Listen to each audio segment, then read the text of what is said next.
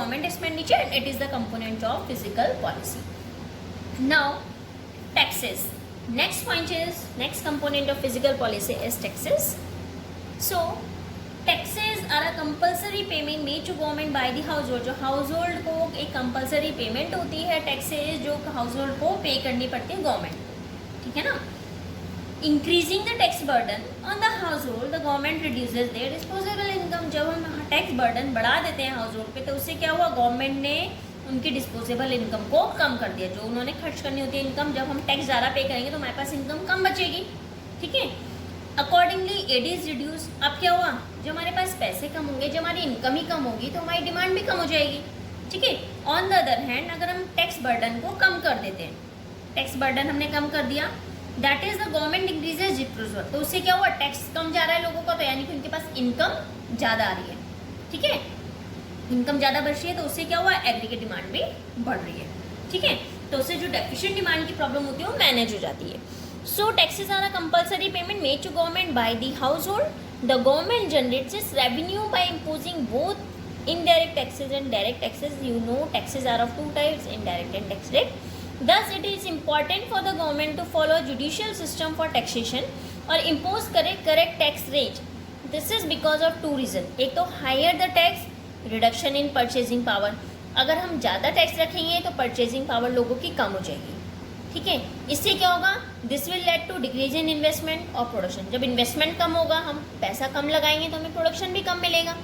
Furthermore, lower tax will leave money with people that lead to higher spending and thus higher inflation. लोगों के पास अगर हम tax को कम कर देंगे, उससे अगर हम टैक्स कम कर देते हैं उससे लोगों के पास ज़्यादा पैसे बचेंगे, ठीक है, जिससे वो ज़्यादा पैसा खर्च करेंगे और उससे महंगाई होगी, ठीक है ना. तो टैक्सेस भी एक फिजिकल पॉलिसी का कंपोनेंट है. After this next one is public borrowing और you can say public debt. Okay, by borrowing from the public the government creates public debt. लोगों से उधार लेके गवर्नमेंट क्या करती है, क्रिएट करती है पब्लिक डेट को. In situation of deficient demand, deficient demand जब हमें एग्रीगेट डिमांड को बढ़ाना होता है, ठीक है, गवर्नमेंट ने रिड्यूस करी बोरोइंग फ्रॉम द पब्लिक. जो वो उधार लेती थी लोगों से उसने वो कम कर दिया, सो दैट कि पीपल के पास ज़्यादा कैश बैलेंस बचे और उनका एग्रीगेट जो एक्सपेंडिचर होता है वो हाई रहे. ऑन द अदर हैंड जब एक्सेस डिमांड की प्रॉब्लम होती है तो गवर्नमेंट ने सेटअप किए पब्लिक बोरोइंग, उनको अट्रैक्टिव रेट ऑफ इंटरेस्ट देने के, ऑफर करने के थ्रू. इससे क्या हुआ कि जो उनके पास लिक्विडिटी था, लिक्विडिटी मीन्स कैश बैलेंस जो लोगों के पास था वो भी क्या हुआ, कम हो गया. एग्रीगेट एक्सपेंडिचर भी कम हुआ और एग्रीगेट एक्सेस डिमांड मैनेज हो गई, ठीक है ना. After this next component is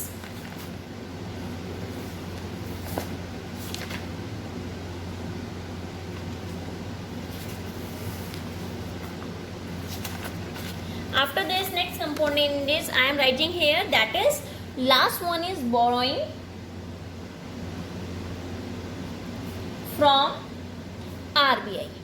RBI means what is RBI? Central Bank. I am writing here Central Bank. एक last component ये borrowing by the government from the RBI is the another. ये increase किया जाता है, it is increased. क्यों increase किया जाता है? It is increased, you have to write also, okay, it is increased to fight deflationary gap. से fight करने के लिए इसको increase करते हैं, to fight deflationary gap and reduced to fight inflationary gap. Inflationary gap, inflationary मतलब जो महंगाई हो रही है उसको कम करने का, ठीक है ना. Higher borrowing releases greater liquidity as required to correct different when borrowing is reduced. You can say अगर हम बोरोइंग को रिड्यूस कर देते हैं, when borrowing is reduced the amount of liquidity, the amount of liquidity in the economy में in the economy is also reduced. amount जो liquidity का होगा वो भी क्या हो जाएगा, कम हो जाएगा, is also reduced as desired, जो हमने करेक्ट करनी है प्रॉब्लम उसको करेक्ट करने के लिए, as desired to correct inflationary gap, that is excess demand. Inflationary gap मतलब जो एक्सेस डिमांड की प्रॉब्लम है उसको ठीक करने के लिए in the economy. Okay, this is the last component of fiscal policy, that is borrowing from RBI. After this, in our next lecture, that is on tomorrow, I will tell you monetary policy. ठीक है, what are the applications of monetary instruments, we will study about it. Then chapter will be finished. After finishing this chapter, we will start our revision. Okay, that is term first revision we will start from our next lectures.